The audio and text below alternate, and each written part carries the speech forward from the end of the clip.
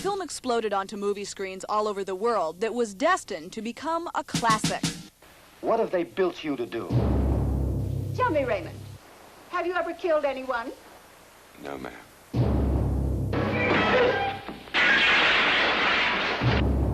Why don't you pass the time by playing a little solitaire? 26 years later, John Frankenheimer, the director, George Axelrod, the writer, and Frank Sinatra, the film's star, reunite for the first time to discuss the making of The Manchurian Candidate. When you became part of it, it became a real movie. I mean, without you, we wouldn't have had a movie. Thank you very much. No, but that's true. When you did something that most people just don't do, and which is that you committed to this on faith in us. I remember that, yes. It was really a wonderful, wonderful, wonderful experience. And you let me do what I was able to do. You let George do what he was able to do. There was none of this constant interference that you read about today. It's so simple to explain. We three people believed what we were doing. We wouldn't have been together if we hadn't believed it. And I think that really was the answer to how it came about. It's not the fact that I let you do what you wanted to do. Not at all. From my point of view, I remember two things that you contributed that were extraordinary because you didn't really know you were contributing. I was working on the script in New York, but this time you were in California, and a certain amount of time had elapsed. And I finally, and you were very, very patient, you hadn't seen the script yet, and finally you called and said, I'd like to see some pages. And it's been quite a while. I don't mean 20 pages. I mean, I would like to see a few more pages than 20 pages. As it happened, you were absolutely psychic. I had 20 pages. So in an absolute panic, I finally got my stuff together. I had all the stuff laying out. I had never put it together. I was frightened. Right. Over the weekend, I got you 80 pages and sent it. I would never have pushed the thing over and got the first 80 had you not suddenly given it a little push.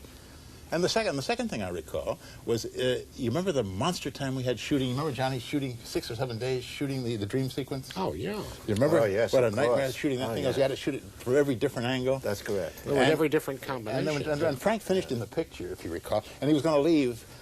So we just said, let's cut it together, just make a quick rough cut for Frank. And we did that afternoon. Showed us, and we never changed it. No, we never did. Yeah, I was, earlier this afternoon, I was remembering and discussing your marvelous invention, changing the ladies of the Garden of New Jersey into the communist Chinese and Russians. And that knocked me out. Tobacco substitute. Are you enjoying your cigarette, Ed? Yes, ma'am. I must ask you to forgive their somewhat lackadaisical manners, but I have conditioned them, or brainwashed them, which I understand is the new American word. The United Artists said we're scared to make this thing because it is so, they said, so anti-Russian, which it wasn't. And it wasn't, of course, but they said, and with President Kennedy, a year from now when this picture is released, if Kennedy is just about to have some sort of a rapport with the Russians, it's going to embarrass them. And you said, I was just came down from Hyannisport, and I saw the President, and the President said, what are you going to do next? And I said, the Manchurian Candidate. And he said, great, who's going to play the mother? Well, that sort of ended that argument, if you remember. He was really interested, though, in the facts of the project itself. The fact that people have read all kinds of connotations into this thing is funny, because we set out to do Dick Condon's book. That's what we did. Right. We did all sorts of strange things, but we did them so automatically. I mean, it's rather strange that Angela Lansbury was 1 year older than Larry Harvey and played his mother. And nobody questioned it for a second. She was superb. She was just wonderful. Absolutely marvelous. And she was sinister. She really was. Terrifying. She was a heavy. But now we have come almost to the end. One last step. And then when I take power, they will be pulled down and ground into dirt for what they did to you. And what they did in so contemptuously underestimating me.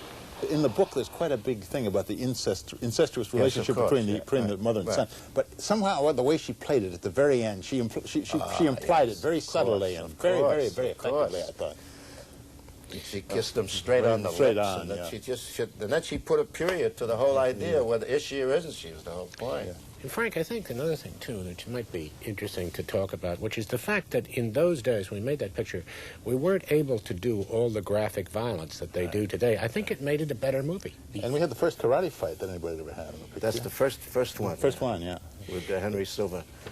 The sequence where I walked up to the door looking for Larry, and Henry Silver opened the door, there was a moment where he knocked me down, and I said to him, kick at my face with your left foot.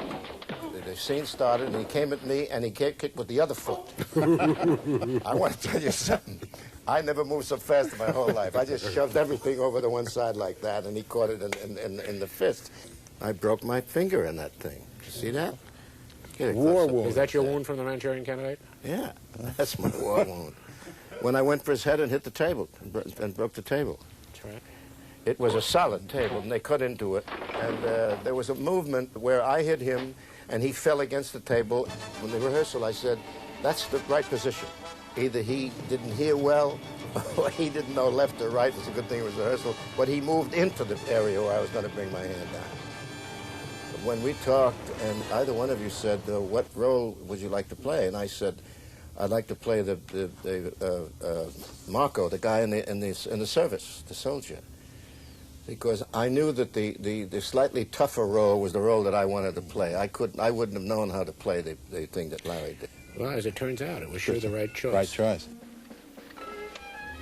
That symbol was a grabber, the Queen of Diamonds. Absolutely. And he played off it so well. When he said, how about a little solitaire? Well, his eyes kind of got almost crossed, you know. Why don't you pass the time by playing a little solitaire? Larry was a fine actor. He was a marvelous actor. Wonderful. Yes, he was. Good actor. He left us too soon, I must say. I go back and think about things we did, little moments that we did. And I remember the wonderful enthusiasm on the part of everybody involved in the film. And I mean it sincerely. I'm talking about grips, the assistant cameraman, the cameraman. Everybody was excited about doing the picture, which made, I think, was 30 to 40% of the enthusiasm came from those people, and it helped. It really did help. It was a wonderful, wonderful experience of my life. It really was.